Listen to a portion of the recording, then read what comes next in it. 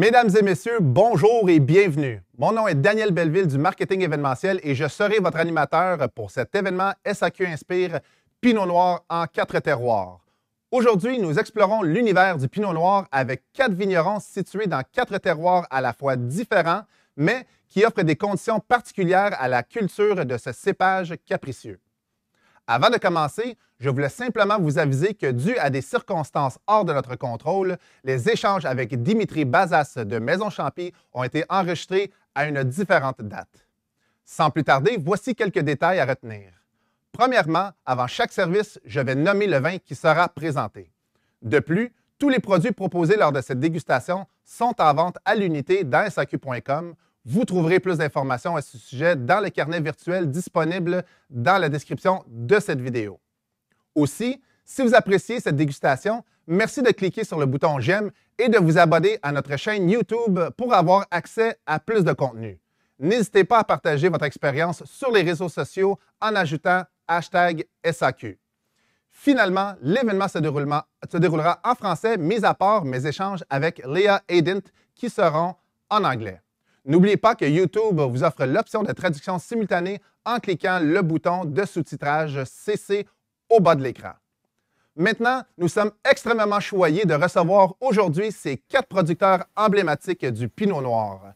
Tout d'abord, du Québec, vous devriez déjà le reconnaître, nous recevons nul autre que Daniel Lalande, propriétaire du vignoble La Cantina dans la vallée d'Oka. Bonjour.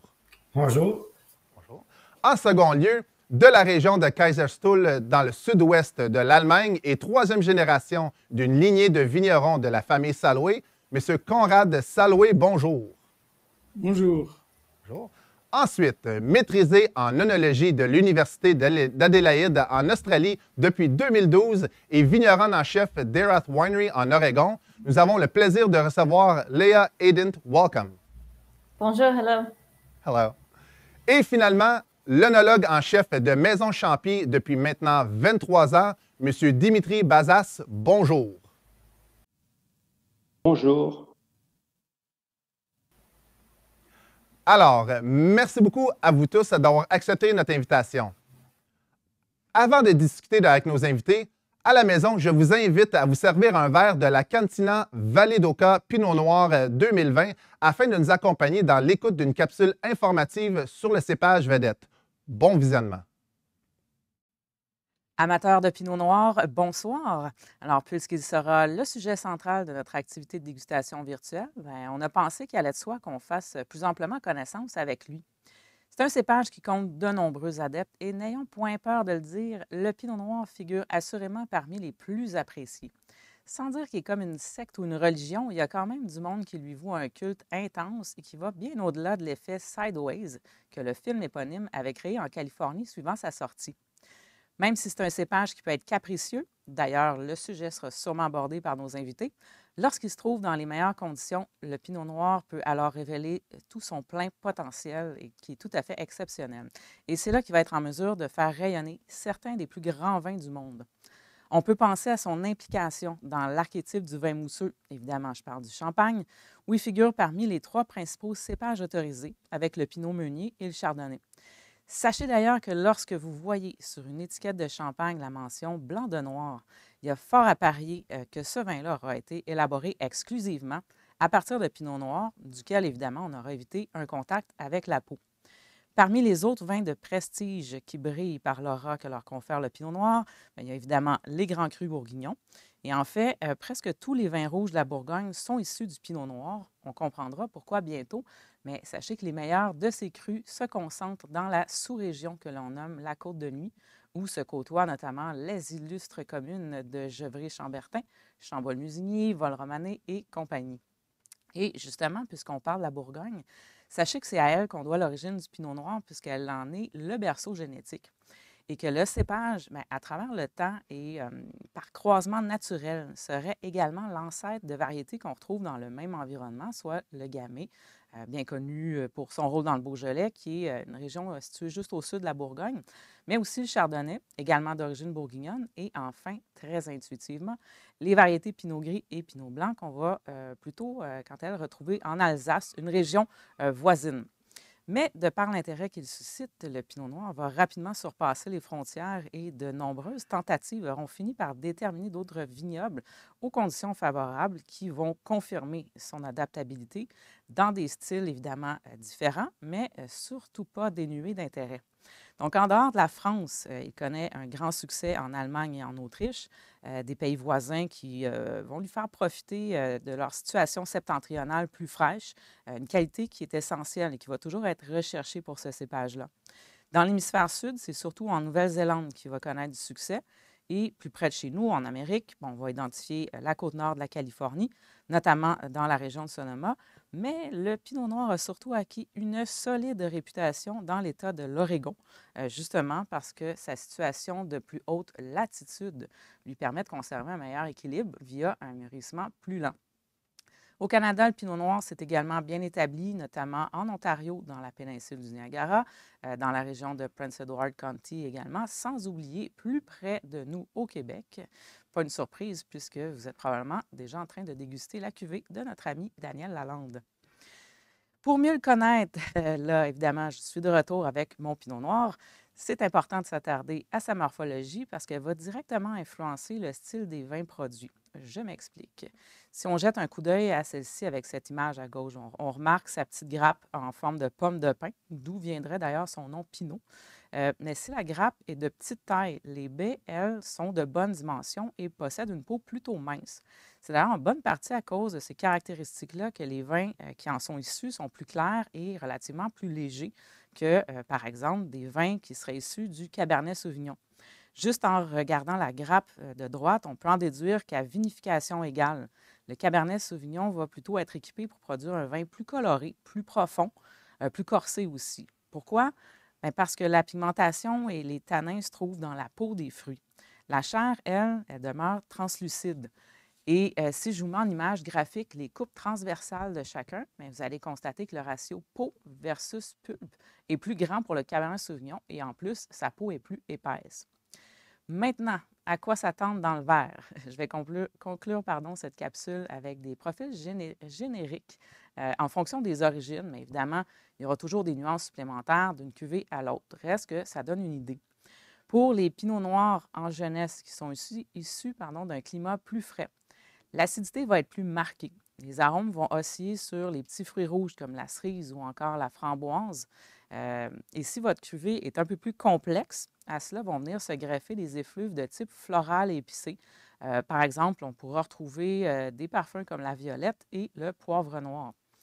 Les tanins, eux, vont également avoir tendance à être plus fermes, surtout si le temps de macération s'est étiré dans le temps, ou alors que même parfois on va faire une fermentation en grappe entière. Donc ça, c'est que ça va impliquer la rafle, qui est la tige qui retient les fruits en grappe et qui est elle aussi chargée en tanins. Pour les pinots qui proviennent de climats plus chauds, plus ensoleillés, donc l'acidité va être plus modérée. Ça, c'est un constat qu'on fait sur l'ensemble des fruits lorsqu'ils sont plus mûrs. Et ici, des arômes de fruits noirs vont venir prendre place, donc des fruits qui évoquent aussi plus de maturité dans le temps. La cerise rouge va plutôt se transformer en cerise noire et on va également souvent retrouver des parfums de prune. La touche épicée va encore être là. Il n'est pas rare qu'on va pouvoir trouver notamment la cannelle, surtout quand un élevage en fût de chêne va être prodigué. Mais on pourrait aussi retrouver des notes de cacao et de torréfaction.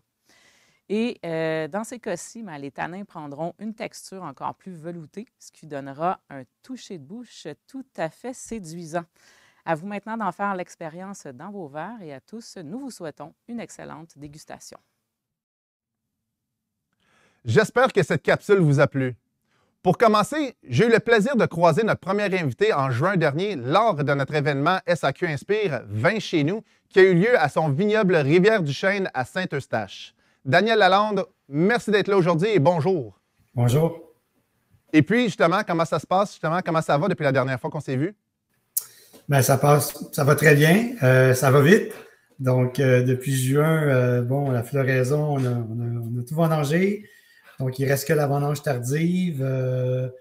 Mais sinon, une belle récolte en soi, moins généreuse que 2021 qui avait été assez exceptionnelle. Mais on est, somme toute, très contents que tout soit rentré ou à peu près. Tout de même une belle saison, justement. Tout à fait. Parfait, parfait. Bien, justement, on a eu la chance de découvrir cet été Rivière-du-Chêne. Qu'est-ce que vous pouvez nous parler, qu'est-ce que vous pouvez nous dire de la Cantina et qu'est-ce que ce vignoble-là il représente pour toi? Ben, la Cantina est arrivée sur vraiment un coup de cœur, une terre que je trouvais magique, sur des beaux coteaux à Oka.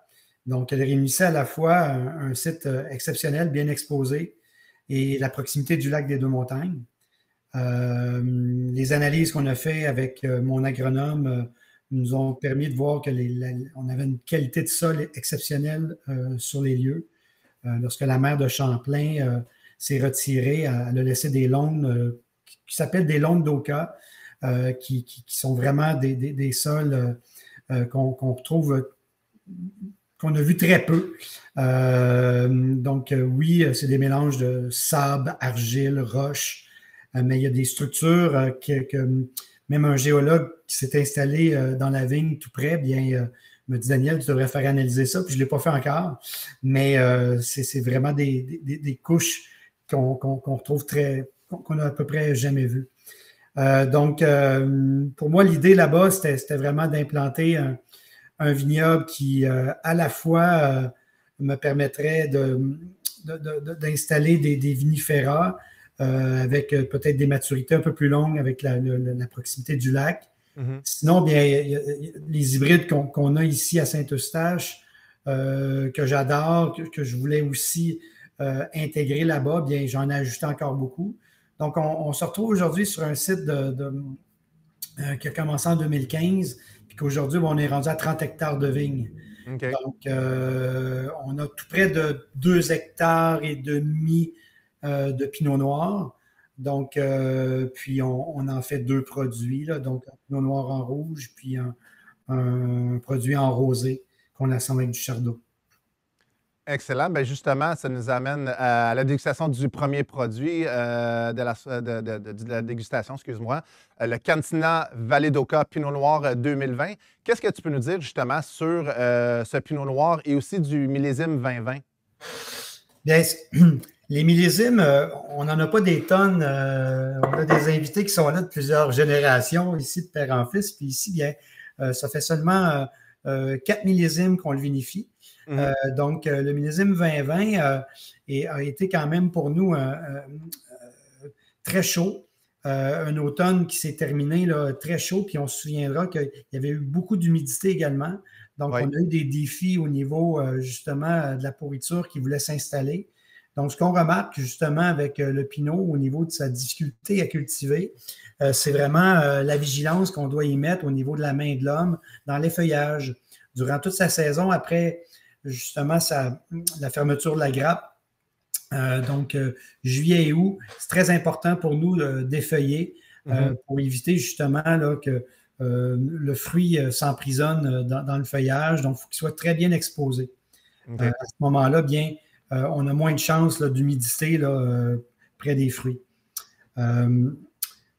Donc, c'est un pinot noir, bon, un classique, donc sur la légèreté, sur un beau fruit, une belle élégance. Oui, justement, très bien. Donc, on est sur des notes de cerise, de fruits noirs, un peu herbacé. Justement, un beau bouquet classique de pinot noir, vraiment, là. Sa bouche est généreuse, avec des accords comme le porc.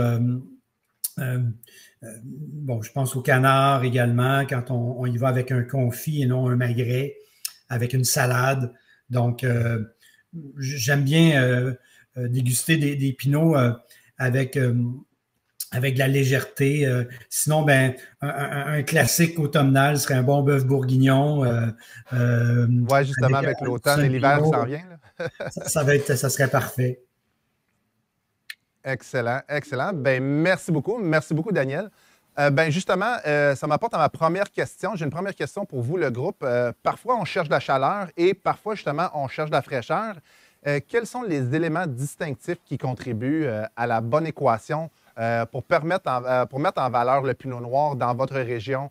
Conrad, je commencerai peut-être avec toi. Justement, quels sont les éléments distinctifs qui contribuent pour mettre en valeur le Pinot Noir dans la région de Kaiserstuhl?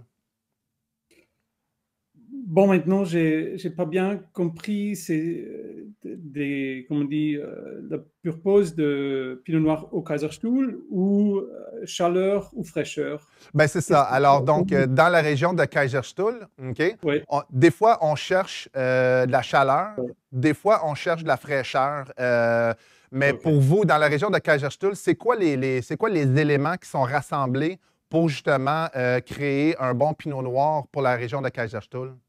Bon, c'est surtout ici dans la région, dans la vallée du Rhin, c'est des climats, chaque année, c'est assez différent.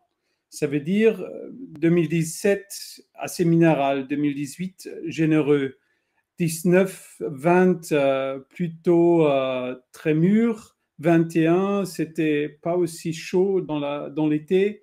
Comme ça, chaque année, on a dû chercher quelque chose de différent. Ça veut dire, en 2018, on a cherché plutôt des aspects fraîches, ça veut dire un peu plus sur la grappe entière, travailler un peu avec les rafles. Oui. Par contre, le millésime, l'autre, comme on dit, presque,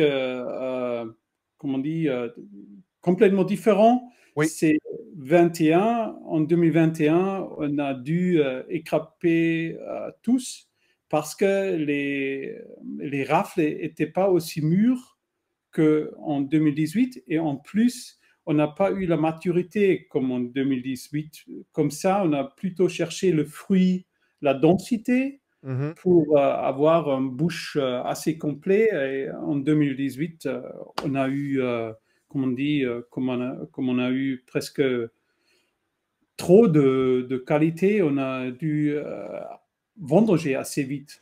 Et si je ne me trompe pas, la vallée de Kaiserstuhl, est-ce que c'est justement la région géographique?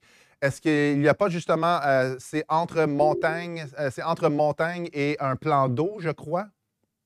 C'est bon, il y a la forêt noire, le Rhin, et dans l'autre côté, c'est les Vosges en Alsace, en France. Et jusqu'au milieu, près du Rhin, c'est le Kaiserstuhl. C'est une petite région, à peu près 4500 hectares de vignes. Et c'est bon, la forêt noire, les Vosges, c'est des terroirs du sable, du granit, gneiss. Et le Kaiserstuhl, au milieu, c'est plutôt un terroir volcanique. Il y avait un petit volcan qui éruptait dans le centre de la vallée du Rhin. Et comme ça, on a un terroir assez différent qu'à gauche ou à droite. Ouais. Parfait. Ben, merci beaucoup. Et puis, now, Leah, are there different elements that actually in your region that can contribute to the growing of Pinot Noirs? Very much so. The Willamette Valley is the perfect, not too hot, not too cold region. You know, we're 1 hour from the Pacific Ocean.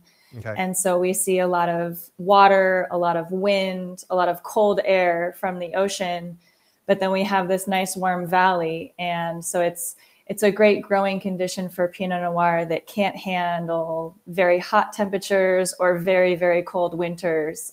We have the nice protection from the mountain ranges and this nice push from the ocean at the same time.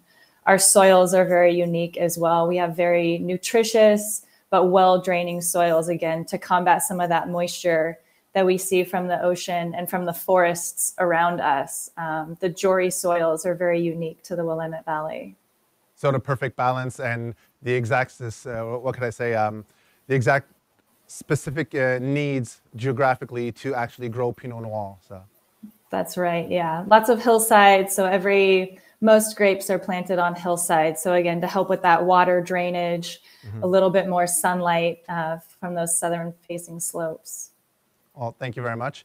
Et Daniel, justement, tu nous parlais plus tôt de justement un géologue qui parlait du terroir et des sols. Justement, dans la région de la vallée d'Oka, c'est quoi qui rend favorable justement pour la culture du pinot noir?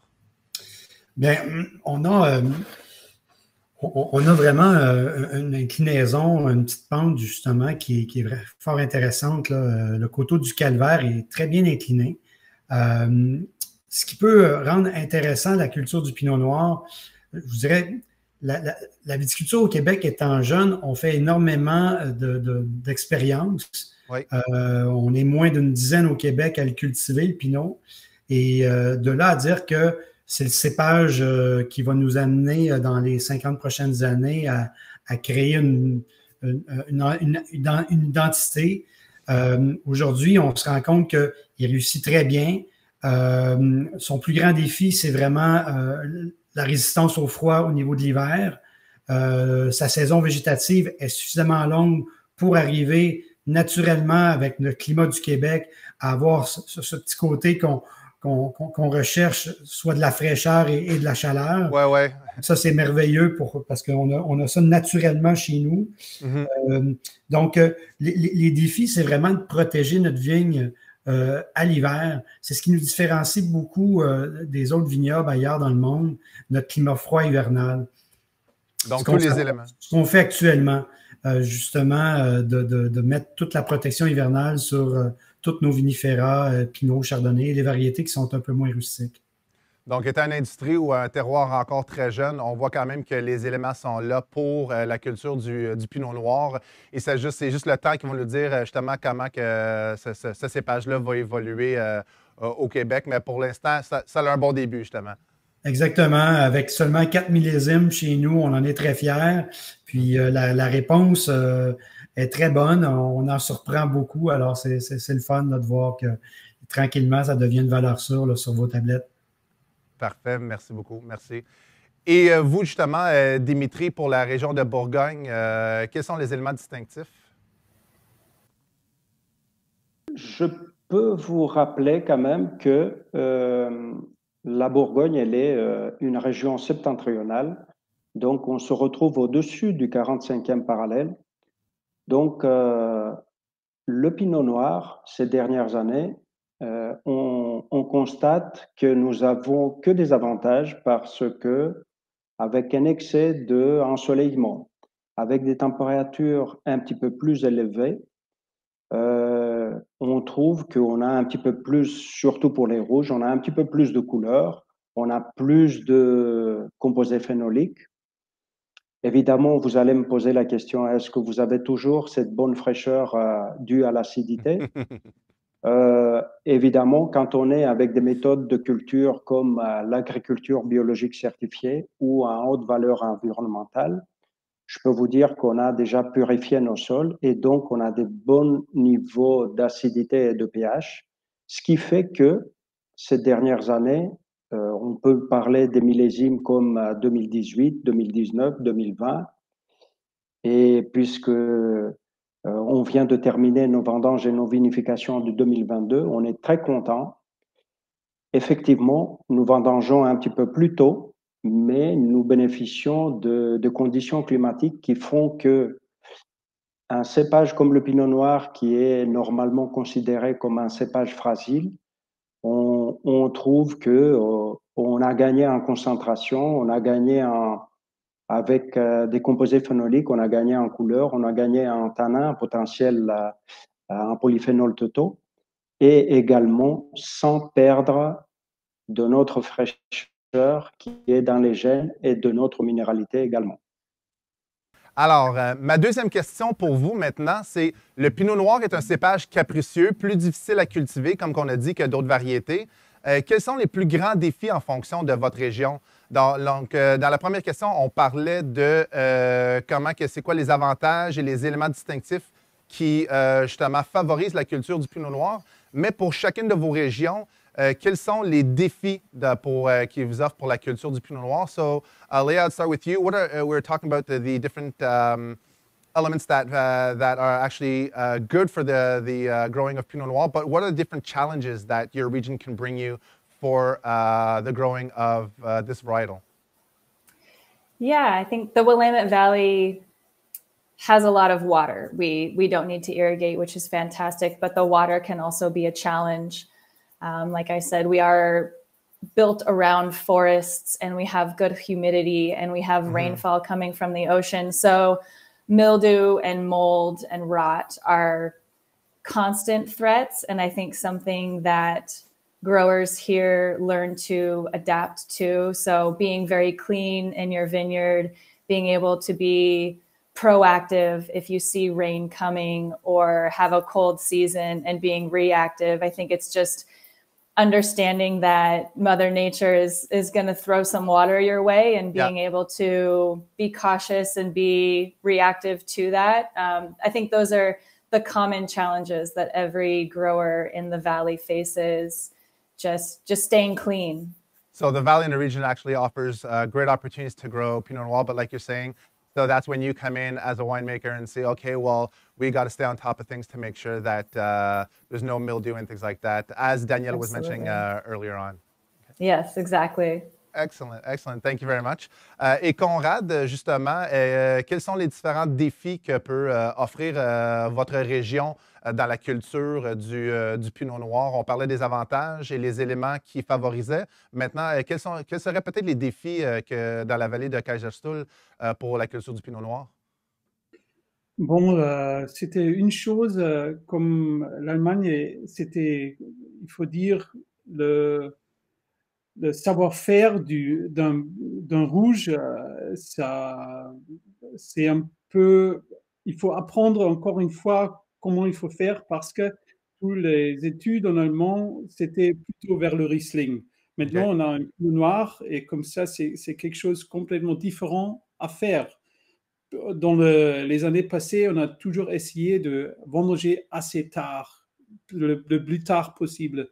Depuis, je crois, à peu près une dizaine d'années, on a compris de vendanger trop tard, ça va détruire les tanins. Les tanins deviennent trop mûrs et comme ça, le vieillissement potentiel d'un vin s'est réduit et on a dû apprendre ça. De l'autre côté, on a dû apprendre la sélection dans les vignes pendant les vendanges. On est assez pressé. On a une équipe, nous, on a seulement 10 hectares de Pinot Noir et encore 10 hectares d'autres vignes cépages, mais on a une équipe maintenant de 40 personnes. Et bon, pour le futur, c'est comme on dit, il faut toujours avoir du très bon personnel pour être capable de vendanger sur le point le propre jour. Et je crois qu'avec les années qui viennent, ça c'est le plus grand défi. Ouais, ben ça revient un petit peu à ce que Léa disait. Je crois probablement pour tous les vignerons, il y a des défis que justement Mère Nature peut nous réserver, mais c'est là que justement, si les conditions optimales ne sont pas là, c'est là que vous et votre équipe rentrent en jeu pour justement travailler la saison, s'assurer que le produit que vous mettez en bouteille est optimal et de la plus grande qualité. Ce qui nous amène justement à une belle transition vers toi, Daniel, parce que tu nous parlais plutôt d'humidité et de justement faire attention pour les pourritures. Léa nous a parlé de ça et là, Conrad nous parlait justement que ça ne fait pas si longtemps qu'il cultive lui aussi le Pinot Noir. Donc, on voit vraiment des similitudes dans les deux cas qui se ressemblent sur la console. On dit qu'ils se comparent sur la console.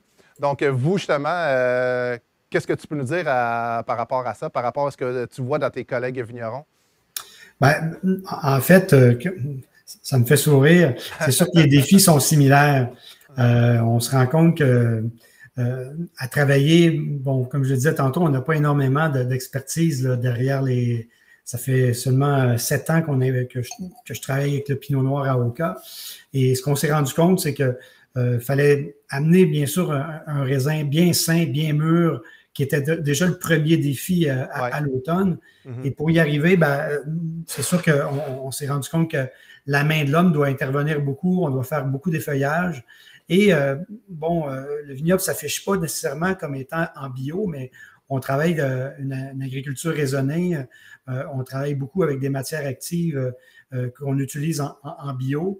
Et on a changé cette année notre pulvérisateur pour être encore plus performant, plus précis, pour atteindre davantage le fruit lorsqu'on fait nos traitements. Et on s'est rendu compte que déjà, c'était une grosse amélioration. Donc, bien sûr, quand on vinifie un état sanitaire quasi irréprochable, on a plus de chances d'avoir un bon vin par la suite. Donc, la clé pour nous, c'était vraiment de travailler le mieux possible avec Dame Nature en saison végétative. Puis ensuite, selon le profil produit qu'on souhaitait obtenir, c'est de voir un peu de quelle façon on allait travailler en cave.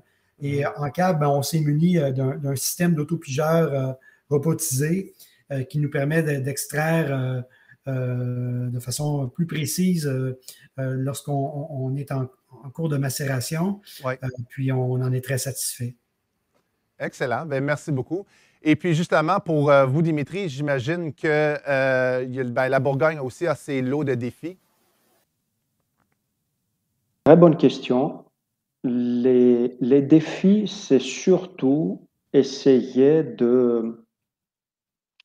d'avoir toujours ce qu'on appelle l'équilibre, c'est-à-dire de trouver le juste milieu. Donc, on peut comprendre que c'est humain, on aimerait faire des records et puis de vendanger des vins à 14 degrés et puis ne plus chaptaliser.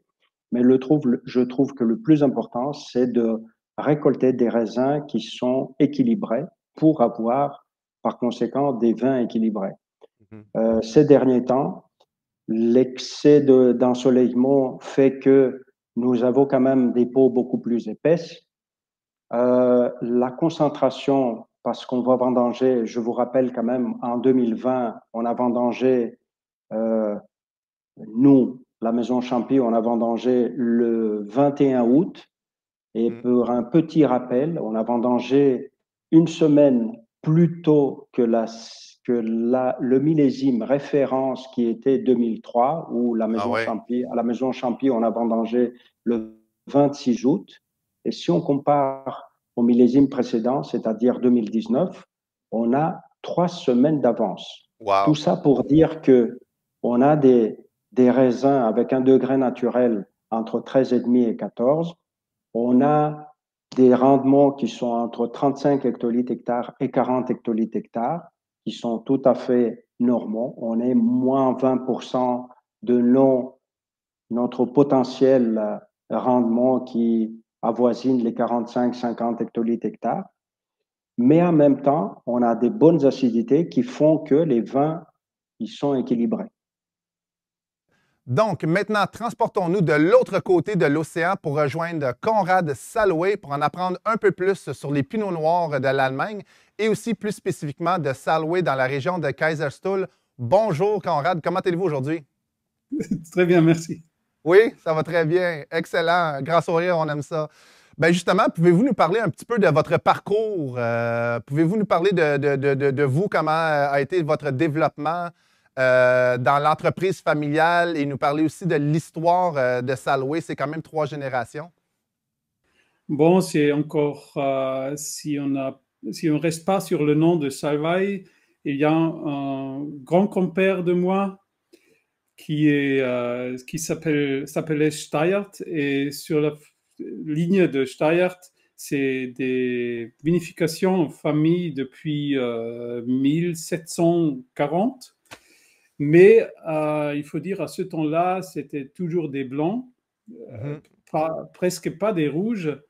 Le rouge avec le pinot noir, c'est quelque chose qui mon père développait vraiment forcément parce qu'il était très fixé par les grands vins de Bourgogne.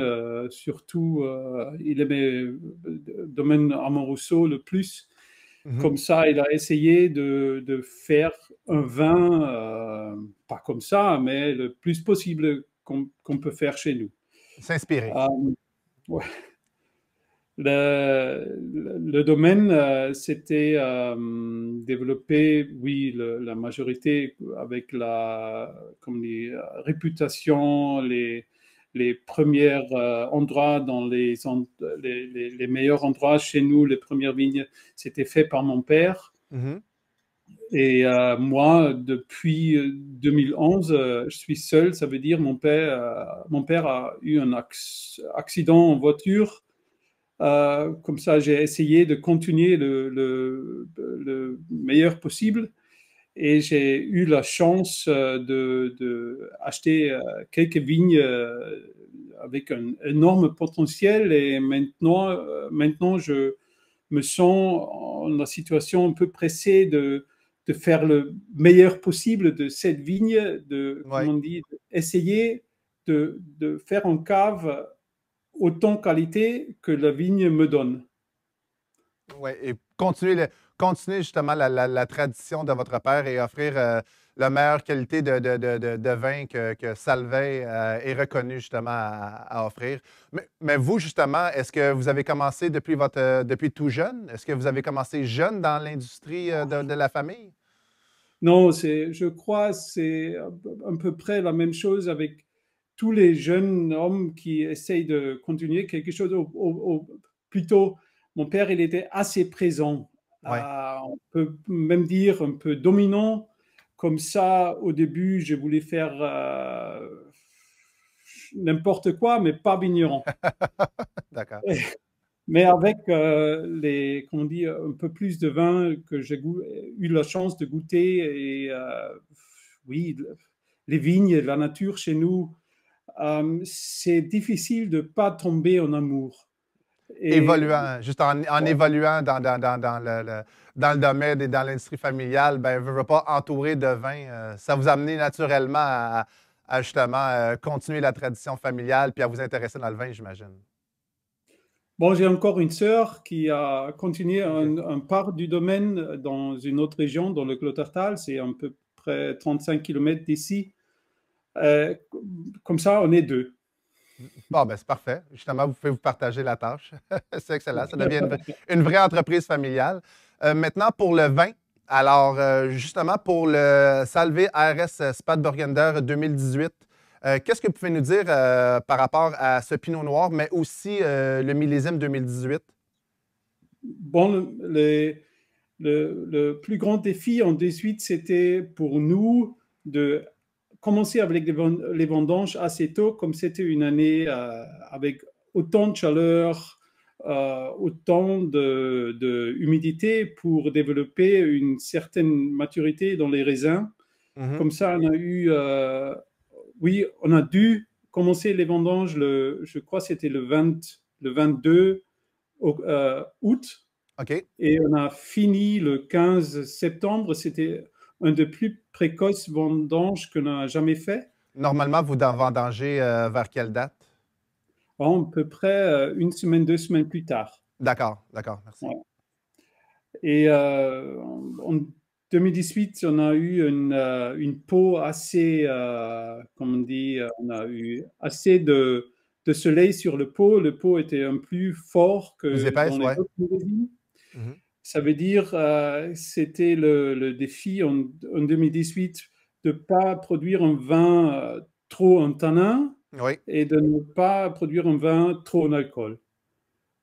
Pour rester sur comment on dit, le plus agréable.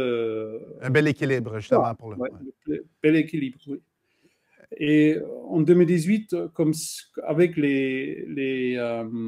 comme on dit, la nature qui a nous donné ça, on restait seulement pour 2 semaines sur les pots. Dans les autres millésimes, normalement, on reste presque 3 semaines, presque 24 jours. Okay. Mais en 2018, on restait seulement, c'était 14 à 16 jours sur les pots. Quand même, quasiment à peu près la moitié, quasiment la moitié. Oui, et on était capable de travailler avec un certain pourcentage comme les crapentières, on a augmenté jusqu'à 30% dans ce millésime-là. OK. Et puis, justement, maintenant on comprend un petit peu mieux le millésime et la saison que vous avez vécue avec ce vin, qu'est-ce qu'on pourrait dire par rapport le vin lui-même et je dirais le liquide dans le verre? Est-ce que vous pouvez nous décrire le vin, justement? OK. Bon, la couleur, c'est, comment dire, Ruby, yes. Ruby, oui. C'est au nez, ça nous donne, à mon avis, ça donne des arômes de cerise amère, presque un peu du tisane, un peu du what is elderberry? Elderberry. Elderberry. J'essaie de me rappeler c'est quoi elderberry. Désolé pour vous à la maison, il y a toujours l'Internet qui est là pour nous aider. Désolé pour la traduction. Sinon, peut-être que la traduction simultanée au bas de l'écran va justement pouvoir traduire elderberry. Sureau. On me dit live en studio ici, Sureau. En bouche, il est assez doux, assez agréable. Des aspects encore un peu de chocolat noir, un peu le fruit qui reste. Oui. Et maintenant, c'est le terroir qui commence à pousser. Ça veut dire c'est le terroir volcanique. Il y avait un monsieur de la France qui venait, qui est le pape du terroir, c'est monsieur Bourguignon. Okay. Il a dit le Kaiserstuhl, c'est un terroir volcanique carbonaté. Ça veut dire il y a dans le sol volcanique, il y a des certaines comment on décrit en français? Des particules, des éléments. Oui, il y a des petites en calcaire qui sont montées par le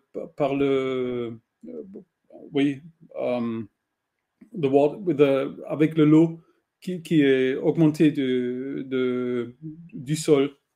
Ça veut dire qu'il a amené du calcaire pour mettre dans le terroir volcanique. Donc, géologiquement parlant, le calcaire a monté avec justement les caractéristiques volcaniques, a fait qu'il y a une montée de calcaire qui justement favorise la culture et justement votre terroir. Oui. Excellent, excellent. Merci. Et puis, si vous aviez justement un accord à nous suggérer, que ce soit un accord typiquement allemand ou quelque chose de plus général, comme pairing, comme accord, que... Si le pinot noir, ce n'est pas un rouge qui est, comme on dit, utilisé avec le barbecue. Ça ne marche pas. Le pinot noir, c'est toujours un vin qui, comme on dit, plus subtil. Tout ce qui vient du four. Ça veut dire en anglais, duck or goose. Duck or goose, donc du canard, donc plus les mijotés, quelque chose qui vient du four, canard, des volailles comme ça. Oui, ou bien c'est pas le chèvre, c'est le petit, bon, tout ce qui vient du four. L'agneau. L'agneau, oui. L'agneau. Ouais, merci. Parfait, excellent. Parfait. Bien, merci beaucoup justement parce qu'on est des grands amateurs de vin au Québec, mais aussi des grands amateurs de gastronomie. Donc, on est toujours curieux de savoir avec quoi on peut agencer les vins de nos différents producteurs et nos différents produits. Donc, merci beaucoup, M. Saloué.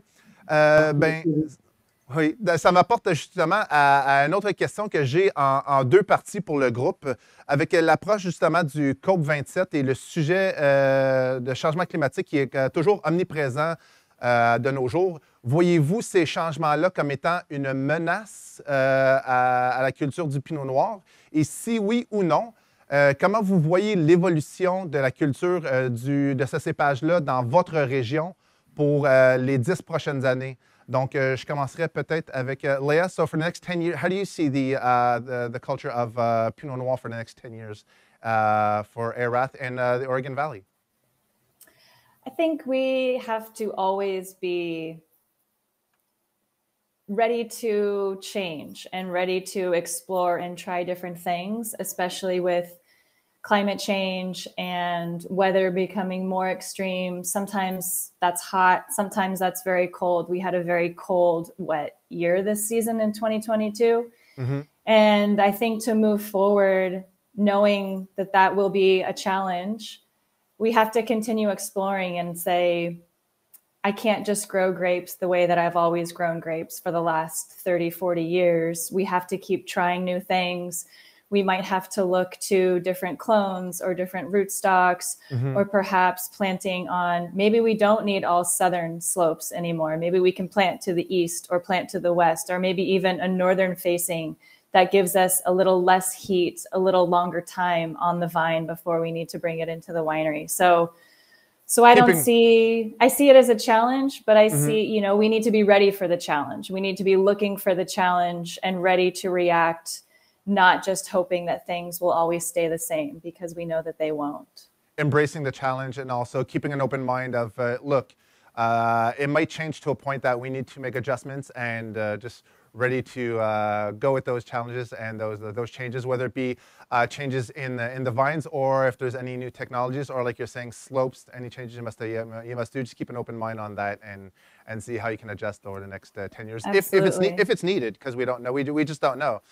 And I think that's where when we source fruit, we look to have differences. So some warm sites, some cold sites, some volcanic soil, some more riverbed soil. So we have these differences. So when we have a challenging year, one vineyard maybe is not where it needs to be, but we have other vineyards that will make up for it, that will balance things out. Excellent. Great philosophy. Great open-mindedness. Thank you very much for that. Conrad, justement, pour les 10 prochaines années, comment vous voyez, vous, la culture du Pinot Noir avec les différents changements climatiques qui se passent? Bon, avec les expériences qu'on a, avec les expériences 2003, 2018, presque un peu 2020, 2022, ici dans la région, c'était les millésimes les plus chauds. Mm-hmm. Et 2016, 2021, les millésimes le plus froids, le plus humides dans les derrière 20 ans. Donc, comme vous avez dit au début, justement, plus tôt, vous avez parlé comme de quoi que la région de Kaiserstuhl, il y a beaucoup de variétés d'un millésime à l'autre. Donc, vous, déjà là, naturellement, vous êtes préparé pour les changements climatiques parce que vous vivez un petit peu comme nous au Québec, les extrêmes. C'est ce que vous dites? Oui. Oui, on expérience ça en ce moment, et avec ça, on a dû essayer d'adapter la vinification. Mm-hmm. Comme en 2020, par exemple, on a eu une maturité exceptionnelle. On était capable de faire quelques cuves avec 100% grappe entière. Okay. Les autres années, on vendange un peu plus tard et on est grappe. Et comme ça, pour le moment, pour les années qu'on a eues, je crois, on a toujours trouvé une solution assez acceptable. Mais par contre, j'ai aussi eu une année que je pensais il faut encore faire des recherches avec des autres cépages. Comme ça, j'ai eu en 2012, j'ai planté du Syrah. Et maintenant, je me demande pourquoi est-ce que j'ai fait ça. Mais si on ne le fait pas, on ne peut pas le savoir. Donc, oui. On teste, et c'est pareil, c'est ce que Léa disait. Alors, il faut avoir une ouverture d'esprit et puis avoir une agilité à pouvoir s'adapter. Et on fait des essais. Et si ça fonctionne, c'est merveilleux. Si ça ne fonctionne pas, alors au moins, on pourra dire qu'on l'a essayé. Oui. Excellent. Bien, merci beaucoup. Justement, ça nous amène à Daniel Lalande ici au Québec, à la Cantina. On connaît aussi, nous, les Québécois, les extrêmes.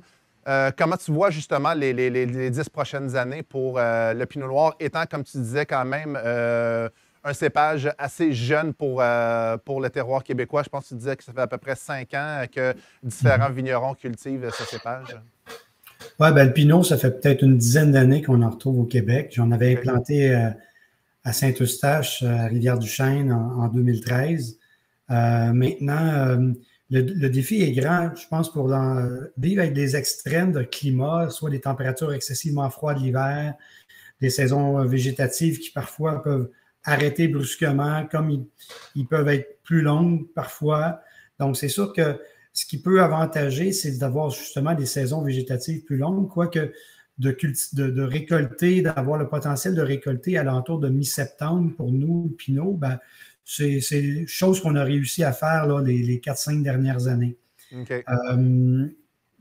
Donc, je pense que c'est vraiment de composer avec... chaque millésime sera toujours différent.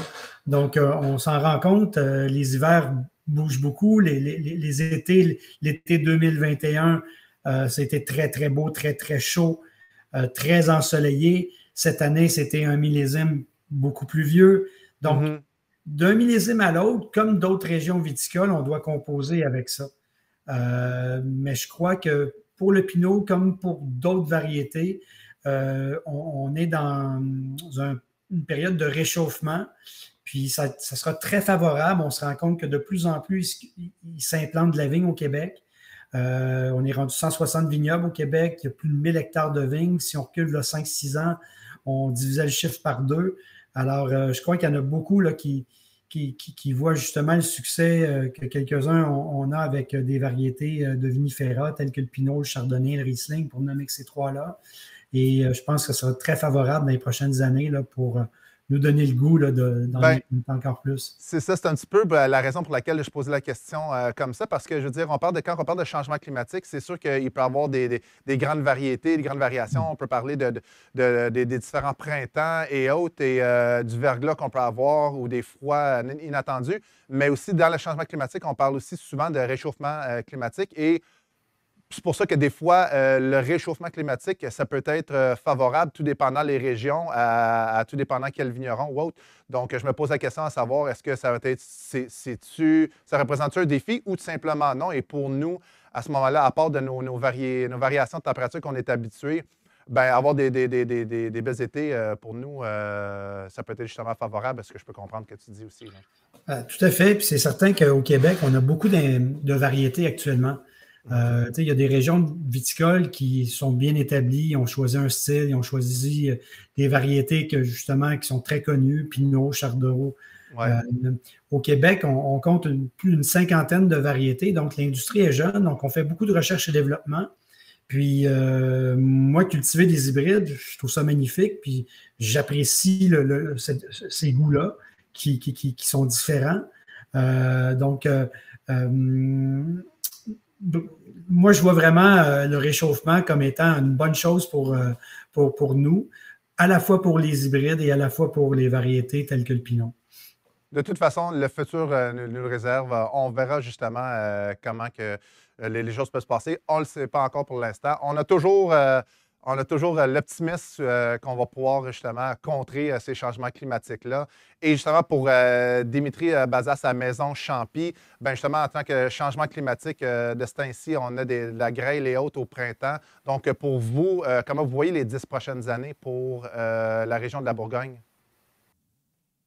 C'est vrai que je peux vous dire qu'on se pose des questions. On se pose des questions parce que moi, quand j'arrive en Bourgogne en 1991, dans un premier temps, avant d'intégrer la maison Champy, je suis œnologue conseil, donc je vais exercer mon métier d'œnologue conseil de 91 à 99 et je travaille avec des petits viticulteurs et à l'époque, nous allons vendanger fin septembre, début octobre. Maintenant, on est en 2020 et on va vendanger fin août, début septembre. Donc, je peux vous dire que les effets du réchauffement climatique, on les sent en Bourgogne. Maintenant, je vais vous dire que à cette époque-là, début des années 90, on chaptalisait des vins, donc on mettait quand même l'équivalent de 2 degrés pour arriver à des degrés de 13,5. À l'heure actuelle, à l'heure où je vous parle, la chaptalisation, c'est un vague souvenir. Je peux vous dire que les millésimes 2018, 2019, 2020, je ne crois pas qu'il y a beaucoup de monde qui a utilisé du sucre en Bourgogne. Est-ce que, et vous allez me dire alors, c'était ça le challenge de ne plus chaptaliser les vins? Non. En revanche, il y a un changement, il y a une mutation, Et les questions où on va se poser, c'est comment on va résister. Parce que je peux vous donner des éléments factuels de cette météo. En 2020, pour prendre ce millésime, on a eu 300 heures d'ensoleillement de plus par rapport à la normale, ce qui Wow. est quand même beaucoup. C'est beaucoup. Ouais. On a eu moins 123 millimètres d'eau de pluviométrie, moins que la normale. C'est-à-dire, on a eu un stress hydrique. Mm-hmm. Également, on a eu 2 semaines, une au mois de juillet et une au mois d'août, avec des après-midi et des températures supérieures à 35 degrés Celsius, qui sont des données de canicule. Ouais, c'est des régions balnéaires. Exactement. C'est ce qui a fait qu'on a eu quand même une déshydratation, on a eu une concentration, et c'est pour ça que, lié aussi avec un petit problème, parce qu'on a eu de la pluie et du vent pendant la floraison, en 2020, on a eu des rendements qui étaient moins 20, moins 25% par rapport à ce qu'on peut potentiellement produire en Bourgogne. Tout ça pour dire que on commence à réfléchir comment on va s'adapter, quel plan pour des jeunes viticulteurs qui vont faire des plantations, ou même nous pour faire des repiquages.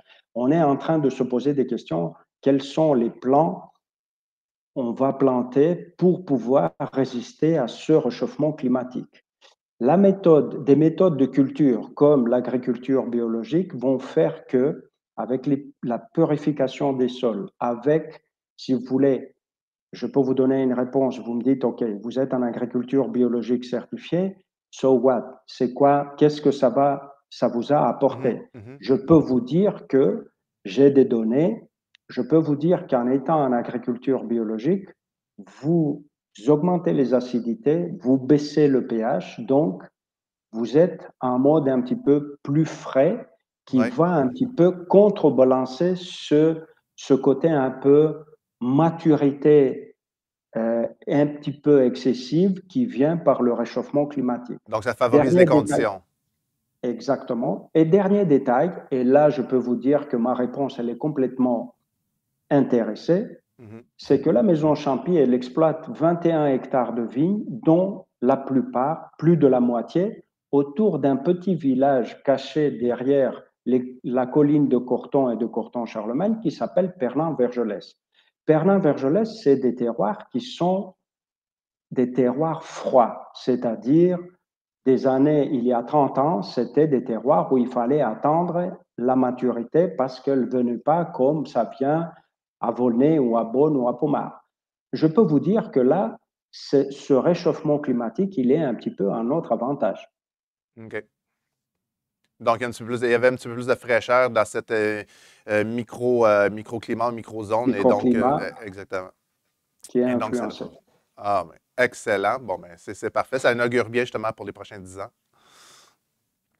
Parfait. Ben, merci beaucoup pour vos réponses. Donc, allons d'est en ouest pour rejoindre Leah Aydin, Chief Winemaker pour Erath Winery. Donc, Leah, good morning and welcome.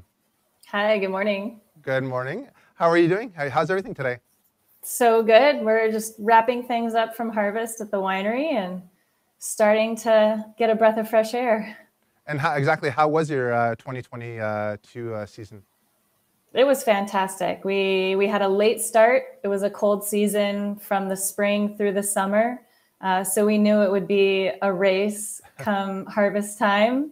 But we had a fantastic October, some of the best weather that I think the Willamette Valley has ever seen for the entire month of October. So harvest was fantastic. We had a really good crop, great quality. The wines are going to be really special when they finally get to the bottle. Yeah, thank you very much. Well, for yourself as a winemaker, what was your first spark? What brought you your first love for wine and winemaking?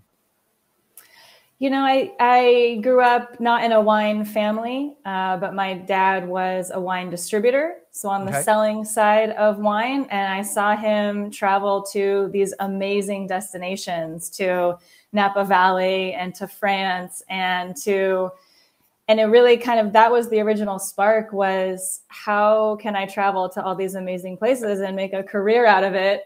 And I love the science behind winemaking. I've always been a kind of a science-minded person. So to combine this potential of traveling to all these beautiful places around the world and get to make wine and learn new techniques and styles of wine at the same time, that's been the drive of my whole career so far. You're talking, so like your curiosity is your natural curiosity as a person, you were talking like before, adapting and things like that. So being in an environment where it enables you to actually get out your creativity and be curious and learn about the wine and the vines, I guess, was actually, like you're saying, is something that actually attracted you to that industry, besides the obvious of traveling, as you were saying, which is very interesting and very absolutely fulfilling. Yeah. And I think the Willamette Valley, you know, it's 90% of what we grow here is Pinot Noir. Okay. Which seems very mono-style. We make everything the same way, but you travel 5 minutes from one vineyard to the next, and it's completely different. So in other regions where we're growing 10 different varieties, here it feels like 10 different varieties, even though it's all Pinot Noir. I was going to say, you actually try and grow the variety, the varietal that grows well with your terroir, that goes well with the terroir. That's why, I mean, even for us, we try and test here in Quebec different varietals. Oranges are in Florida, so I mean, right, you got to go with what Mother Nature brings you. So that's it. So there's a lot of Pinot Noir, which is great. So exactly for the Oregon Valley, what can you talk to us about Erath Winery and Oregon Valley in general? Yeah, so Erath is one of the founding wineries of the Willamette Valley. Okay. Dick Erath started back here in the late 60s, first producing Pinot Noir in the early 70s when there were no vineyards in the Willamette Valley. He really was one of the true pioneers that brought cuttings up from California, maybe some cuttings from France, to try and do something different. He saw the potential of the Willamette Valley to be this exceptional, balanced, growing region. And so that's what Erath has always been, this desire to produce approachable Pinot Noir, a Pinot Noir that is not California, it's not Burgundy, but it's this happy place in between where old world consumers will fall in love with Oregon Pinot Noir and new world consumers can also fall in love with Pinot Noir from here. And so that's what we strive to make, something that truly represents what the best that Oregon has to offer. Well, for those of us who are actually, who do like Pinot Noirs and have tasted the several Pinot Noirs from around the world, I would agree that that Oregon has its own typicity or its own typical, what would I say, flavor, savor to itself, to its own, to the Pinot Noirs of the region. For the Erath Pinot Noir 2020, what can you tell us about the wine and also maybe the vintage? Yeah, so the spring of 2020 and the summer of 2020 were fantastic. Nice warm spring, great summer. It ended up being a pretty short vintage as far as quantity, which is not always a bad thing. Sometimes when you have a lower quantity, it means the quality is even higher elevated. So a great, I want to say average season for Oregon, but average in the best way, where we didn't have a super cold or super hot, you know, it was a great growing season. And the 2020, to me, it really speaks to that. It has nice upfront fruit, some red berries and cherries. But even more than that, I see the mushroom and I see some herbaceous notes, some almost floral notes that cooler style Pinot Noir can bring. Some other tertiary flavors like some cedar and some graphite. And always that bright acidity. I think that's one of the best parts about Oregon is that we really hang on to our acidity compared to some other New World regions. So, you know, there's always a freshness, even in the warm seasons, there's always a freshness to Oregon Pinot Noir. Yes, very much so. Now, when it comes to pairings, as I was saying earlier on to your colleagues, we love wines here in Quebec, but we also love fine dining. So what kind of pairings would you suggest with this wine? So, you know, here in the Pacific Northwest, we always go with seafood. And so to me, you know, Pinot Noir and salmon are the perfect pairing. You know, it's a richer seafood dish that pairs perfectly with a wine that has that acid to kind of keep it fresh and keep it light with some of those richer sauces that often go with salmon. You know, I think we have Thanksgiving coming up for both of us. And I think that that's, you know, Pinot Noir is a great Thanksgiving wine because it goes with so many different flavors, so many different dishes. It's not going to overwhelm any one dish. It's going to be a nice complement to a lot of different foods, meats, cheeses, salads, desserts. Excellent. making us hungry right now. Excellent. Well, thank you very much, Léa. Nous retournons de l'autre côté de l'océan, en Bourgogne, pour rejoindre Dimitri Bazas de Maison Champy. Bonjour, Monsieur Bazas. Comment allez-vous aujourd'hui et comment ça va au vignoble? Ça va très bien et je suis très bien d'être avec vous donc pour présenter aussi bien les vins de Bourgogne et la Maison Champy. Excellent, excellent. On est très content de vous recevoir justement aussi aujourd'hui. Donc, 23 ans à la Maison Champy, c'est pas rien. Avez-vous vu des changements justement dans les 23 dernières années? Qu'est-ce que vous pouvez nous dire justement de Maison Champy? Très bien. Donc, la Maison Champy, c'est la plus ancienne maison de Bourgogne depuis 1720.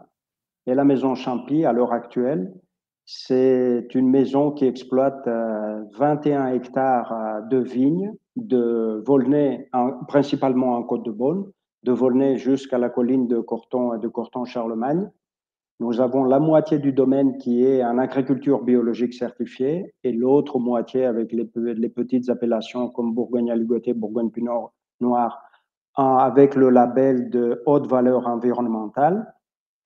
Également, je peux dire que la Maison Champy, c'est la seule et unique maison être entreprise du patrimoine vivant, qui est un label qu'on peut décrocher si on remplit les conditions, et c'est le gouvernement français qui attribue ce label, parce que on est dans un endroit, dans je peux dire, une fabrique industrielle de fin 19e siècle.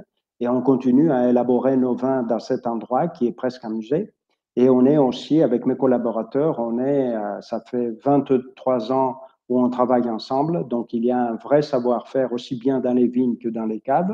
Et la dernière chose, c'est qu'on essaye de transmettre ce savoir-faire avec des stagiaires et des apprentis. La Maison Champy, donc nous exploitons, nous élaborons des vins et aussi bien en blanc qu'en rouge. Et je peux vous dire que nous élaborons les vins de façon artisanale, qui est pour moi la vraie interprétation des vins de Bourgogne, qui sont des vins à fort caractère, c'est des vins de terroir, mais aussi il faut que ce soit des vins qui sont un petit peu, qui sont ouverts vers le monde, donc avec un équilibre et une certaine modernité également. Ben justement, ça nous apporte à la dégustation des vins. Alors, à la dégustation de votre vin à vous, Maison Champy, le Charest-les-Baumes Bio 2020. Monsieur Bazas, qu'est-ce que vous pouvez nous dire justement sur cette cuvée, mais aussi sur le millésime 2020? Je suis très, très fier de vous présenter donc ce Charest-les-Baumes 2020. 2020, c'est un millésime pour moi extraordinaire. C'est un millésime exceptionnel. Pourquoi? Parce que les conditions font que nous avons un rendement qui est un rendement c'est pas un rendement excessif. Et en même temps, les conditions de météorologie sont exceptionnelles. Donc, on va vendanger des raisins qui sont sains. Il n'y a aucune maladie. Et on a aussi des raisins qui sont gorgés de sucre et de substances. Ils sont très concentrés. Donc, on va vendanger de 20 août jusqu'à début septembre. Donc, des Volnay, des Pomards, des Beaunes, des Savigny. On va vendanger aussi ce Charest-les-Baumes. Et après, nous allons faire des vinifications qui sont des vinifications d'une simplicité biblique. Donc, on aura une petite macération à froid, on aura un petit peu de pigeage pour essayer d'extraire, mais doucement, parce que tous les éléments sont là. On a la couleur, on a les tanins. Et à la fin de la fermentation alcoolique qui se fait par des levures naturelles, on va faire juste un petit remontage pour donner de l'oxygène et finir notre fermentation gentiment. Le décuvage, il va s'opérer en prenant le jus de goutte qu'on va assembler avec la première presse. Évidemment, le pressoir, il est à membrane, donc un pressoir pneumatique.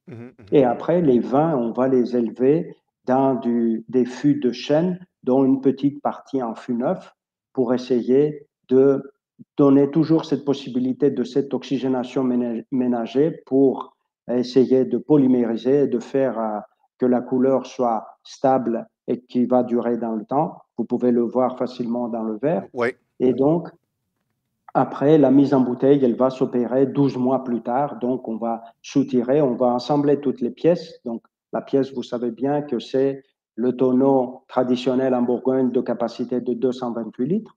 Et donc, cette mise en bouteille, elle va se faire donc pour essayer d'emmagasiner le fruit et garder toujours de la fraîcheur.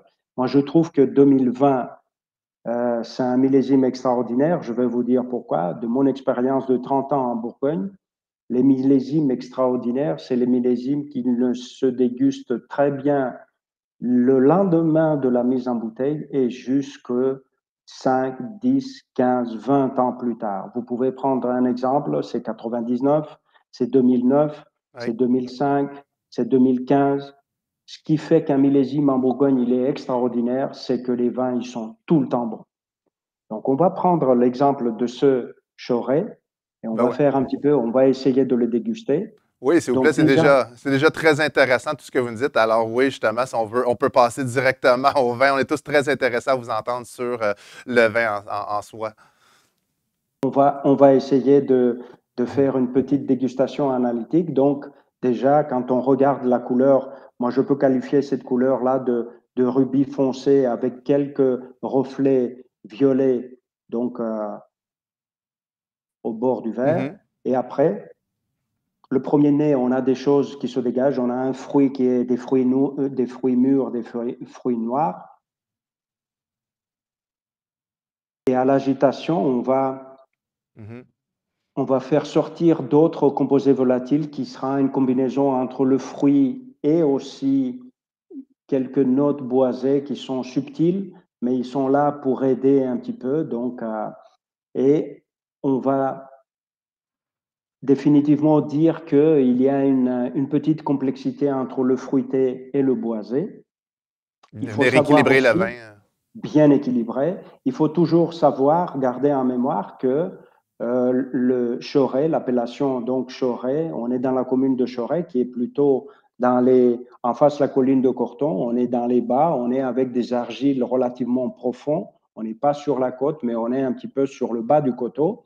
Donc, ça peut donner des vins qui sont un petit peu rustiques, mais quand on est subtil sur les extractions, ça peut faire des vins qui ont tout leur sens et puis qui peuvent être des vins avec beaucoup de rondeur et puis une souplesse. Et donc là, on va déguster aussi pour voir qu'est-ce qui se passe en bouche. Excellent.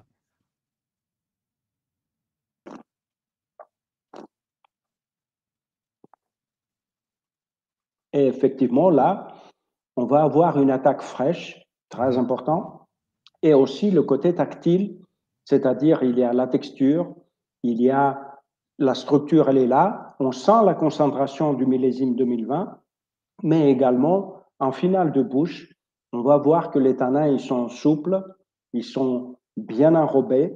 Évidemment, avec une concentration comme ça, les tanins, il n'y a rien qui dépasse, on n'a pas des tanins rustiques. Et après, en rétronasal, on va avoir toujours ces notes de fruits mûrs, de fruits noirs qui sont propres au millésime 2020. Je trouve que c'est un vin équilibré et en même temps, on peut le déguster maintenant, mais on peut le garder quelques années. C'est-à-dire, il est bon à boire maintenant et à garder aussi.